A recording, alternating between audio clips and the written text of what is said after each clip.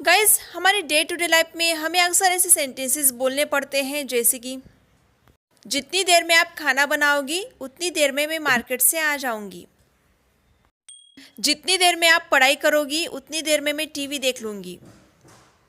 तो फ्रेंड्स, जितनी देर उतनी देर इसके लिए इंग्लिश में बोला जाता है in such time, in much time. In such time means जितनी देर, और उतनी देर के लिए इन मच टाइम बोला जाता है। In such time, in much time, जितनी देर उतनी देर। मानो अगर आपको ऐसा बोलना हो कि जितनी देर में आप खाना बनाओगी उतनी देर में मैं घर की साफ सफाई कर लूंगी। In such time you will cook the food, in much time I will clean the house. In such time you will cook the food, in much time I will clean the house. जितनी देर में तुम पढ़ाई करोगी उतनी देर में मैं TV देख लूंगी।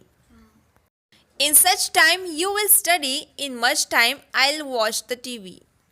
In such time you will study, in much time I will watch the TV. जितनी देर में मैं वहां पहुंचूंगी उतनी देर में तो वो वहां से चला जाएगा। In such time I will reach there, और you can say I will get there. In much time he will leave from there. In such time I'll reach there, in much time he will leave from there। बस इस तरह से आप in such time, in much time का use अपने daily communication में बहुत easily कर सकते हो। गाइज हमें कुछ ऐसे सेंटेंसेस भी बोलने पड़ते हैं लाइक दरवाज़ा खोलकर मत सो जाना, शूज़ पहने हुए अंदर मत आना, वो लाइट्स ऑन करके नहीं सो सकता।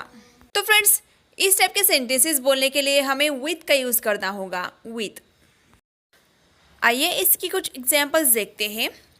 सपोज अगर आपको ऐसा बोलना हो कि दरवाज़ा खोलकर मत सो जाना, तो ये सेंटेंस बनेगा friends, don't sleep with door open. Don't sleep with door open. जूते पहने हुए अंदर मत आना। Don't come inside with shoes on. Don't come inside with shoes on. वो लाइट जलाकर नहीं सो सकता। He can't sleep with lights on. He can't sleep with lights on. वो म्यूजिक लगाकर पढ़ाई करता है। He studies with music on. He studies with music on. या फिर फ्रेंड्स, अगर आपको ऐसा बोलना हो कि फ्लैश ऑन करके फ़ोटो खींचो, मतलब जब फ़ोटो खींचोगे तब फ्लैश ऑन रहने दो, तो इसे हम बोलेंगे take a photo with flash on. Take a photo with flash on.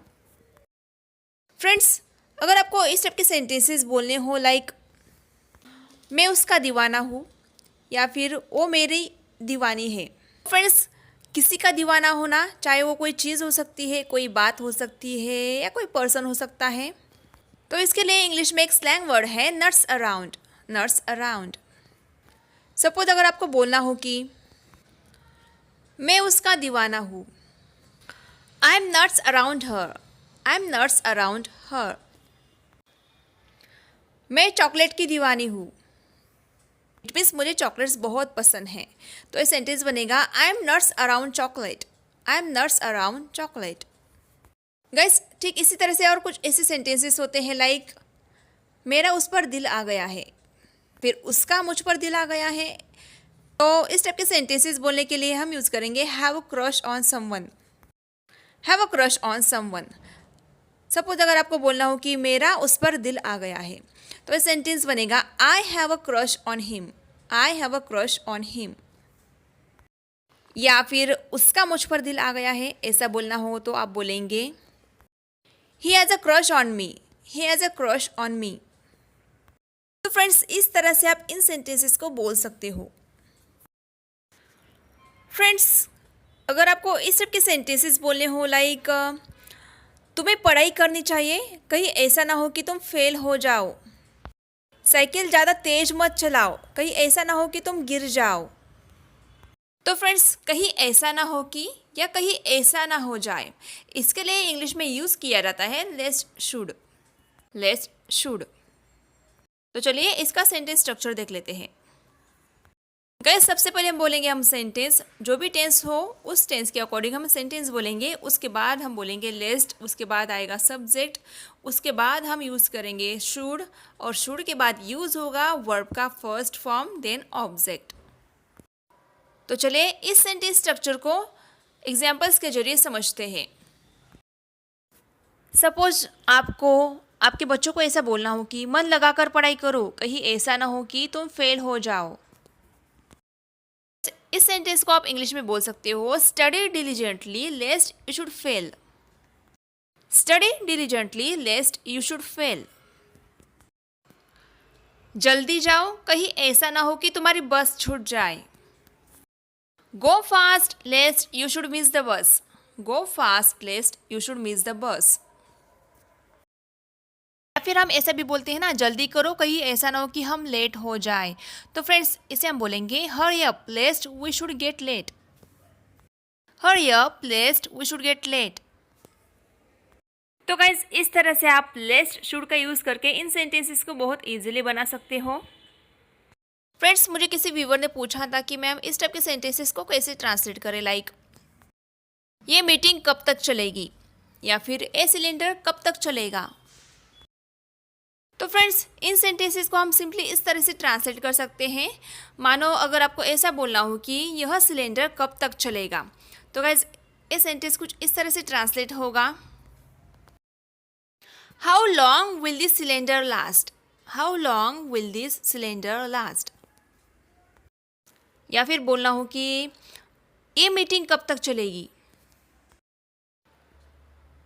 How long will this meeting last. How long will this meeting last?